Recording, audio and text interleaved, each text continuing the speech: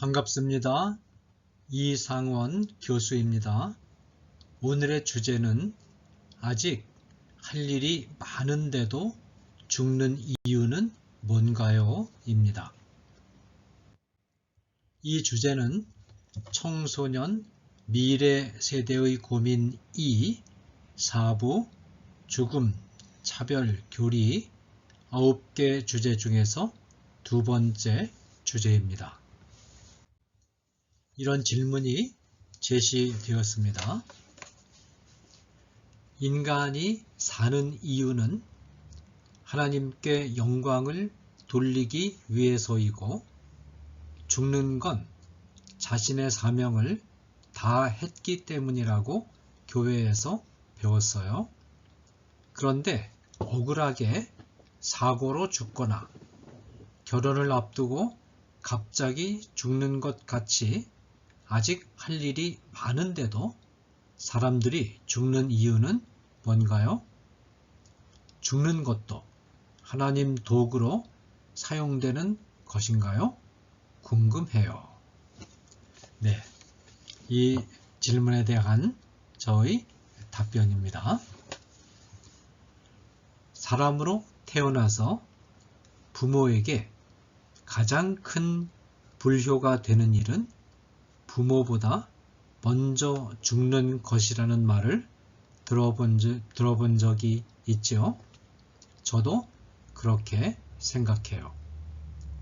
자식이 부모보다 일찍 죽는다는 말은 제 명대로 다 살지 못하고 어떤 질병이나 사고 때문에 일찍 죽었다는 뜻이죠.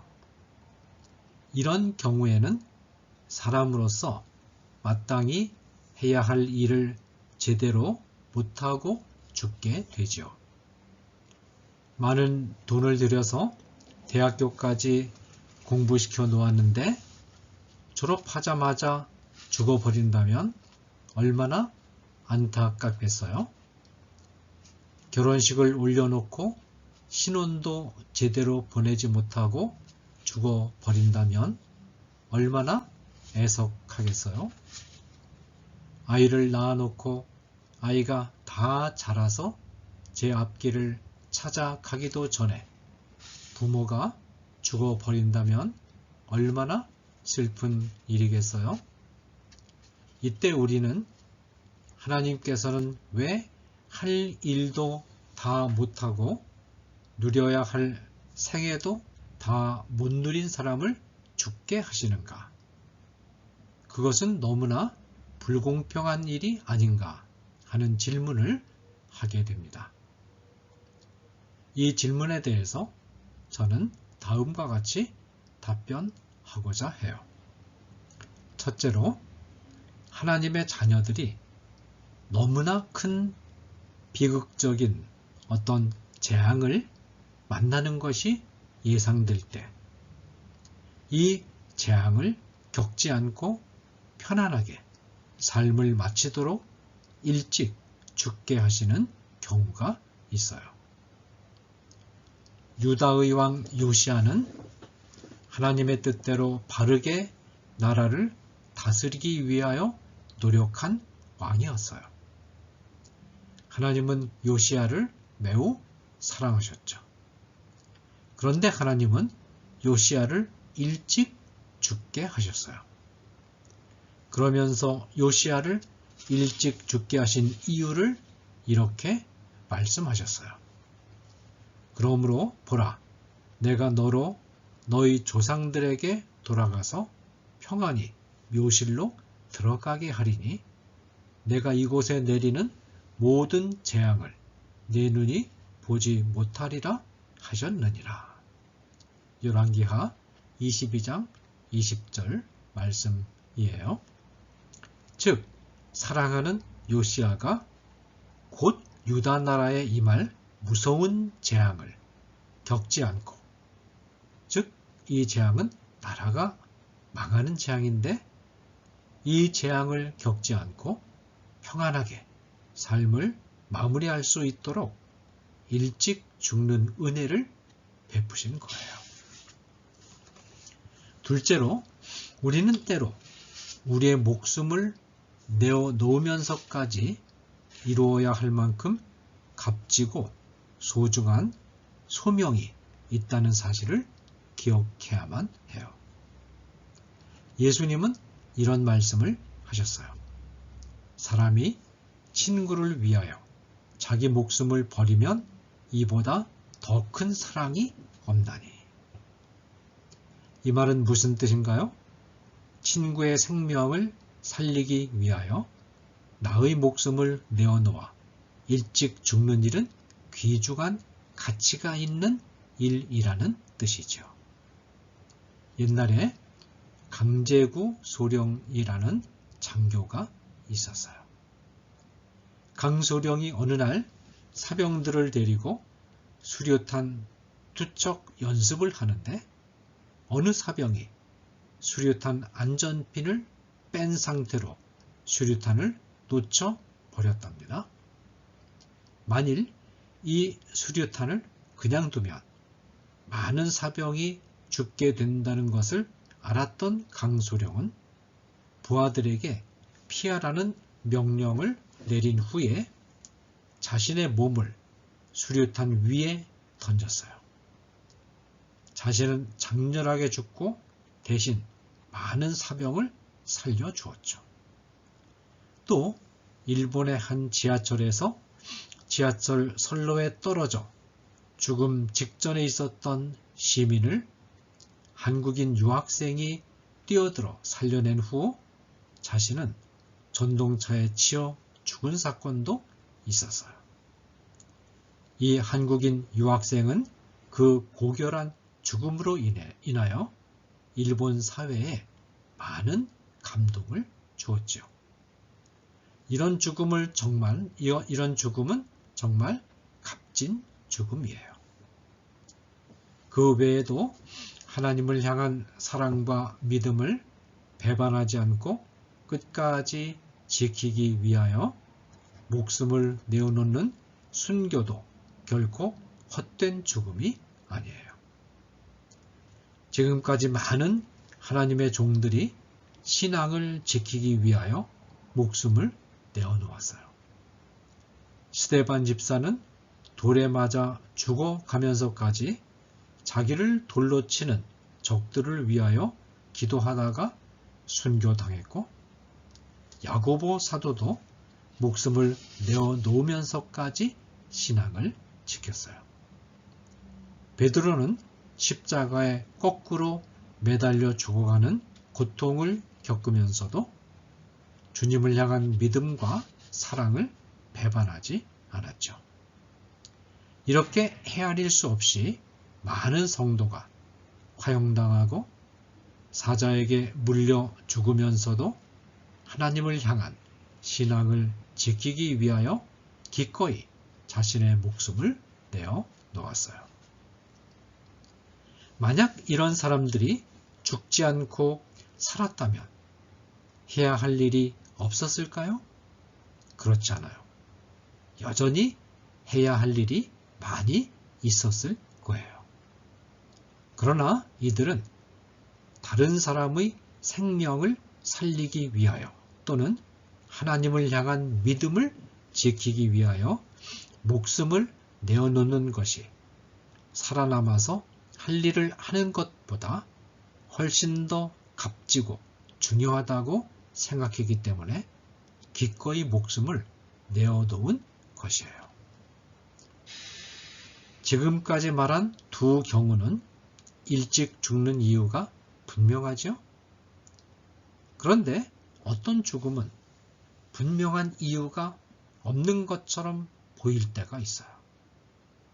이때는 정말로 일찍 죽게 하신 하나님의 뜻이 과연 무엇인가 의문을 품게 되죠.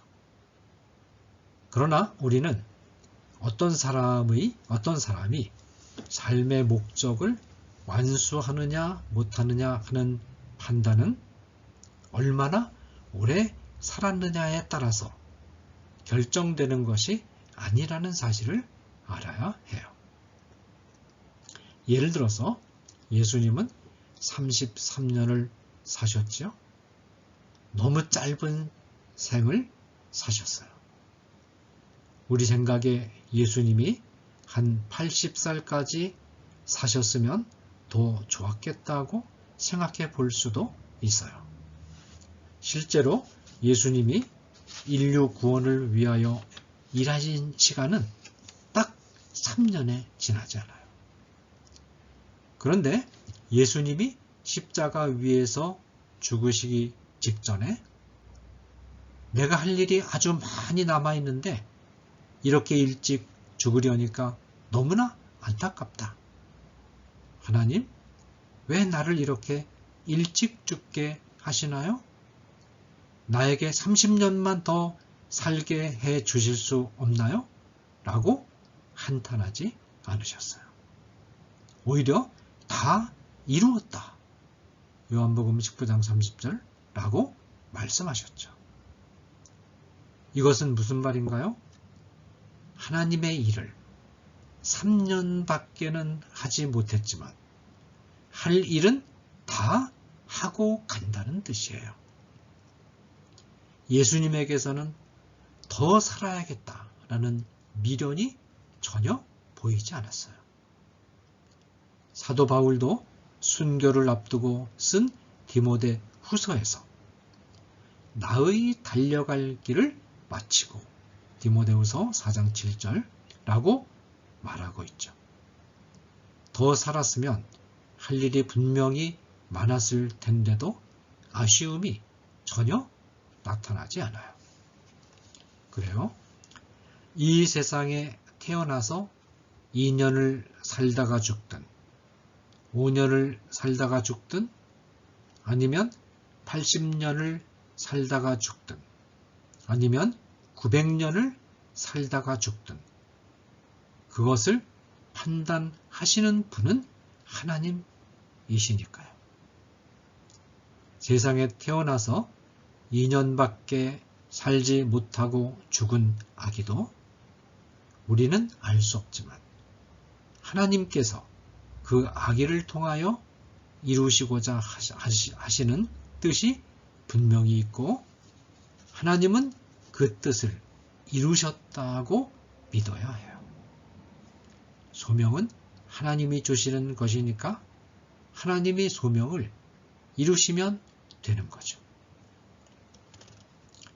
마지막으로 우리는 하나님의 자녀가 이 세상을 떠난 뒤에 아주 불행하고 슬픈 곳으로 가는 것이 아니라 이 세상에서의 삶과는 비교조차 안 되게 행복하고 즐겁고 아름답고 사랑과 진실 안에서 맺어지는 따뜻한 인간 관계가 있고 하나님과의 관계가 기다리고 있는 너무나 좋은 세계로 간다는 사실을 항상 기억해야 해요. 일단 이 세계에 들어가고 나면 그 세계가 너무나 황홀하고 좋아서 이 세상에서 몇십 년 더 살고 덜 사는 것, 심지어 몇백 년 더 살고 덜 사는 것이 아무것도 아니라는 사실을 금방 알게 될 거예요. 사도 바울도 우리가 갈 천국이 얼마나 좋은 세계인가를 알고 있었기 때문에 차라리 세상을 떠나서 그리스도와 함께 있는 것이 훨씬 더 좋은 일이라 그렇게 하고 싶으나 라고 고백하고 있어요. 빌립보서 1장 23절이죠. 그렇지만 이 세상에서 해야 될 일이 많은 사람들에게 전도해서 바로 이 천국 생활을 누리도록 해야 할 일이 너무나 긴급하게 많이 있기 때문에 어쩔 수 없이 세상에 더 남아 있어야 된다. 그렇게 생각을 한 거죠. 사도 바울은 정말로 이 세상의 삶에 미련이 없었어요. 할 수만 있으면 빨리 천국에 가고 싶어 했죠.